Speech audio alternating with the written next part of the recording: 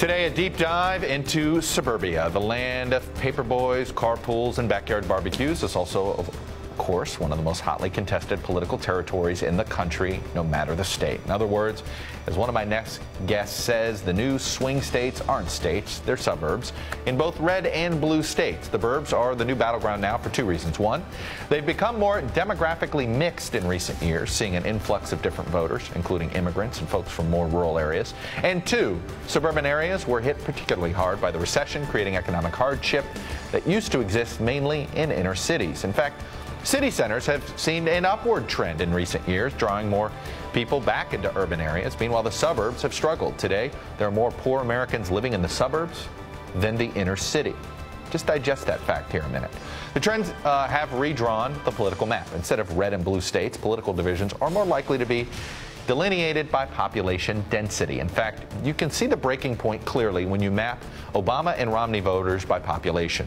The split comes right around 850 people per square mile. It's an area similar to the size of Knox County, Tennessee, Knoxville, or Bucks County, Pennsylvania, right outside of Philadelphia. People in more crowded areas tended to be Obama voters. Those in less populated areas tended to vote Romney. Overall, Democrats do best in heavily populated urban areas and heavily populated suburbs, even when they are in red states. Republicans have an edge in the affluent exurbs, the less densely populated areas between the suburbs and more rural communities. It's the folks literally stuck in the middle. It's the poor, white, and middle-class population that are now up for grabs. Richard Florida is a co-founder and editor-at-large at the Atlantic Cities, and he says it's been that way for the last decade or so. He writes, from 1996 to 2004, the middle-class suburbs leaned Republican. Since then, it's been a tug-of-war, with the Democrats coming out on top in 06 and 08, the Republicans pulling ahead in 2010, and the Democrats making a comeback in this area in the 2012 election. So with me now to talk about this, I've got Dante Cini, director of the American Communities Project at American University and co-author of Our Patchwork Nation, and of Richard Florida himself, co-founder and editor-at-large of the Atlantic Cities, and a senior director at the Atlantic. So Richard, since we quoted from your column, I'm going to go to Dante first. Dante, you've been breaking this up for quite some time. We've talked about different things with Patchwork Nation and the work that you've done, but this basic split here in the suburbs, is it moving in one direction, or is it really now, is there sort of some stability in this swing vote area? Well, I think it depends. You laid it out very well in the introduction, where there's a split that really exists where the suburbs end and the exurbs begin. Right. So if you look at the way we break it down with the American Communities Project at AU, is we have a type of county that's called these urban suburbs, and they are definitely getting poorer in some ways. Urban suburbs. Now, here in Washington, D.C., that would be Arlington, Montgomery County. New York City would be Bergen County, things like that. In Chicago, Lake County? Lake actually I think falls into the exurbs, but you would see around Philadelphia, it would be Montgomery County. They're Montgomery County. They're Montgomery County, right. So these are places that are getting poorer, but they're also, they're the wealthiest of all the types I look at.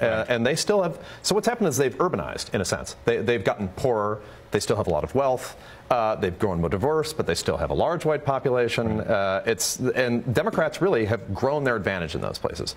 The exurbs, however, it really is, that's where the fault line is. It's like when you get to the point, you're right, you get to a point where population density decreases, Republican vote increases, and the Democrats have really held the cities as these urban burbs have urbanized. They've grabbed these urban burbs, and Republicans have retreated to the exurbs and really beyond to rural America. So that's a look at it nationally, but Richard, you found that there was an interesting little difference between how these swing suburbs vote. And I talk about the swing suburbs sort of where Dante just painted it, right in between, right in that fault line between the exurbs and the inner suburbs, where if it's a red state, then these folks are more likely to lean Democratic. If it's a traditionally blue state, these folks are more likely to lean Republican.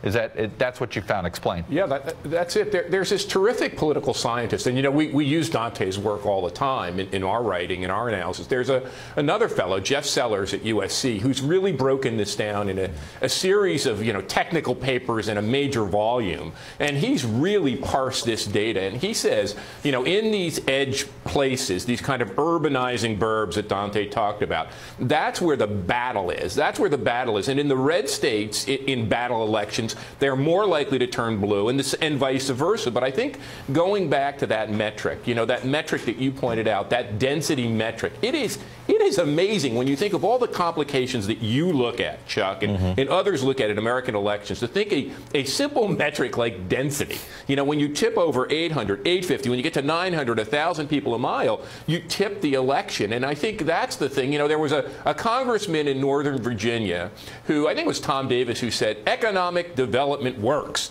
And what he meant was when economic development occurs, a suburb, an edge area, a fringe area that Dante talks about, starts to tip from being red or more Republican or conservative to blue. And I think that's what's going on. And on the long run, that favors the Democrats. In the short run, it goes back and forth. But in the long run, it seems to favor the Dems.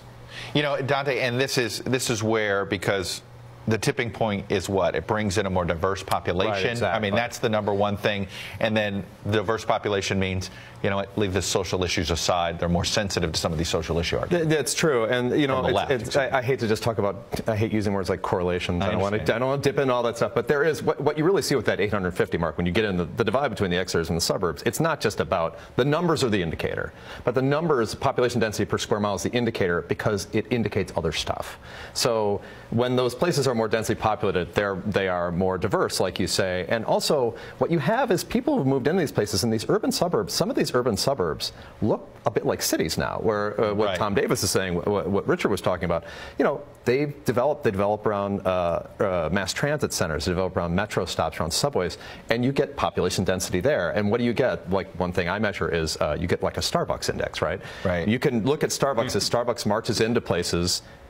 They change, and the big one is Whole Foods. If a Whole Foods moves into your neighborhood, and you're a Republican, you either better buckle down and bring your friends in and try to fight back, or leave, or you better shift your. You know, it's interesting here, Richard, is it also feels as if what we defined as the suburbs in, say, the 70s and 80s, right, when the suburbs, basically Democrats won the cities, Republicans won the suburbs, and that's how elections went back and forth, that the suburbs have essentially moved, right, geographically shifted. Is that fair to say?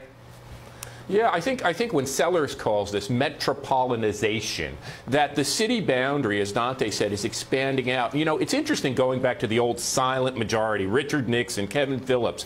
The suburbanite always wanted a yard. You know, David Brooks's patio man with his grill and his private garage for his car to commute to work. He wanted government off his back. The urbanite, and now expanding to these metropoles, these edge urban burbs that Dante has chronicled. In these urban burbs, people need public services. They need transit to get to work. They need schools to work. They're denser. They need crime to be under control. So they start to tilt to this bigger idea of a bigger, of course, more effective government role. They don't want too heavy-handed of a government. So they start to tilt Democrat. And Dante's right that the density number is an indicator, but it's that diversity, and also, I think, this demand for a better role of public services, while those folks out in the experts say, no, the heck with that, get government off my back, I'll go Republican, I can do it myself. Particularly on local level governing. This is where this is particularly acute. Yeah, and when you're in those excerpts, Christie's interesting. Right, absolutely. And right. Chris Christie is particularly interesting because he's the one guy, and I'm trying to look at the numbers now. I looked at the numbers from the last election. He's the one guy on the Republican side who seems to be able to go in and grab, you know, Bergen County, where I grew up. You know, he dominates in a place like Bergen County. So he's a really interesting guy to me in that he's the one Republican that seems to be able to go in and get these urban burbs. He may be able to play there. That's true. I do think that's a good point with Christie. I do think of these urban places, it's not that they don't need government services, they just don't see it the same way.